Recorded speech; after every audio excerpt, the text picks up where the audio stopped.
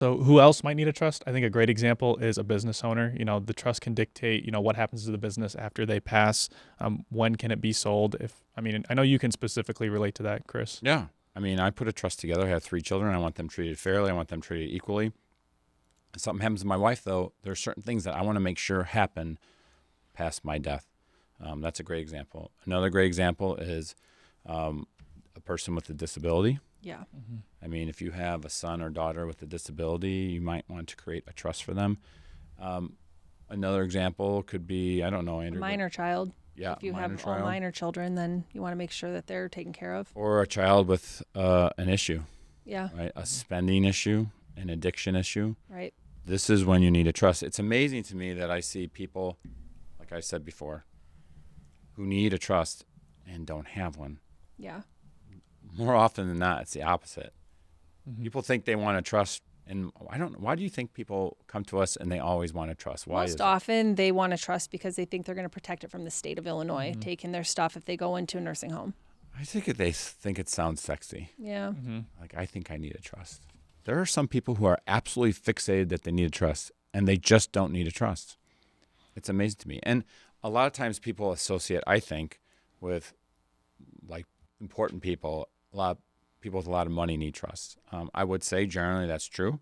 What I've seen in my experience is that if you have $2, $3, $4, $5 million, your financial situation tends to be a little bit more complicated. Yeah. Complex. And so therefore it tends to lend itself to needing that trust. Another great example would be like, I have this family vacation property. Yep. My parents bought it decades ago. It's now this beautiful property. It has a lot of value, and they want to make sure that the right things happen down the line. How many times have we seen it in our office? Yeah. People come in and they're like, I own 1/8 of my family's vacation home. Yeah. And we don't know. I want to sell it, and he wants to save it. And Yep. trust is good for those situations. Sure. But it's important to say, generally speaking, yes, if you have more money, a trust is appropriate. But there's a lot of cases like we talked about, children with disabilities, children with spending problems, children with other issues.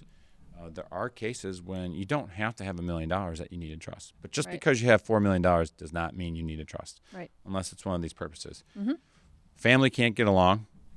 Property that you want certain things to happen to after you're gone. A business that you want to pass along, a troubled child with an addiction or a spending issue, disability of some sort of beneficiary, your child, whatever, and assets for a minor. That is the people that need a trust. Pretty clear, I think. Yep. Let's move on. So there's a lot of work required for a trust to set it up. Let's just briefly go over what that entails. Yeah, it's expensive. A lawyer is expensive, and it's not even just a one-time setup cost. It's ongoing legal costs.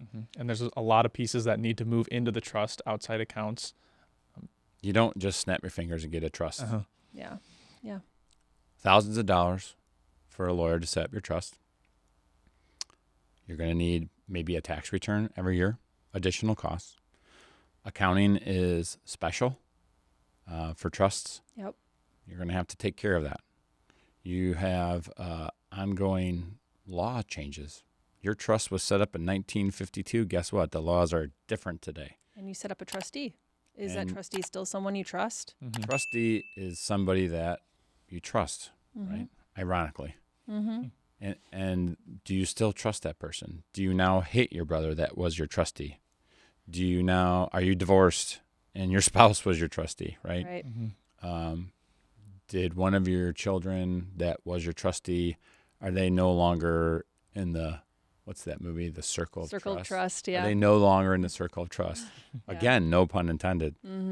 There is ongoing costs and maintenance associated with the trust that I think you have to weigh before you decide to enter into a trust agreement.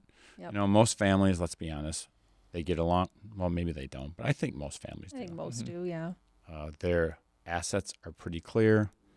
When they pass away, when mom and dad pass away, when our retirees pass away, they're probably not worried about their children fighting. Trusts are for very specific situations, and it requires work. And that's a great point.